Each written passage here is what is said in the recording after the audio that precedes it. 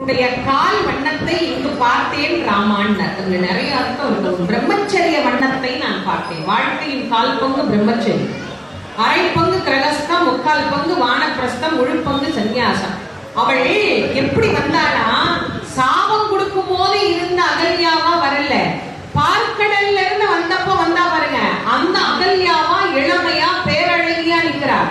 ராமர் கல்யாண வயசுல இருக்கிற அந்த பெண்ணை பார்த்ததும் என்ன கேட்டுருக்கணும், இந்த பெண் யாருன்னு கேட்டுருக்கணும். அவர் என்ன கேட்ட, இந்த அம்மா யாருன்னு கேட்டார். அப்போ உன் பிரம்மச்சரிய வண்ணத்தை நான் பார்த்தேன், உன் கால் வண்ணம் இங்கு கண்டேன்.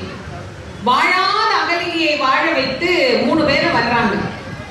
வர்ற வழியில மறுபடியும் ஒரு நதி. இது என்ன, சரவண பொய்கைன்னு.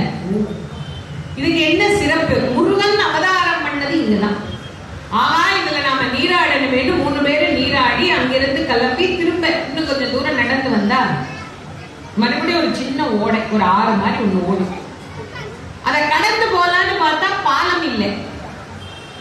எப்படி போறதுன்னு யோசிக்கிறாங்க. யாராவது ஓடம் விட்டா போகலாம், ஓடக்காரன் யாராவது இருப்பானான்னு அப்படி தேடுறாரு. கருப்பா ஒருத்த வந்து கும்பிட்டான். யாரப்பா? நான் வீரப்பா. தொழில் என்ன? ஓடம் விடுவது. ஆஹா, தேடி போன மருந்து தெருவிலே கிடைக்குது. எப்பா, நாங்க அக்கறைக்கு போகணும், நீ ஓட விடுறிய? அதான சாமி என் வேலை. உன் ஓடத்துல எத்தனை பேர் ஏறலாம்? 60 பேர் ஏறலாம். ஓ, இப்ப ஆள்லாம் சேர்த்துட்டாங்களா? நீங்க 3 பேர் தான் சேர்த்துருக்கீங்க. அப்ப பாக்கி 57 பேர் சேரும் வரை நாங்க காத்திருக்கணுமா? இல்ல, நீங்க 3 பேர் ஏறினாலே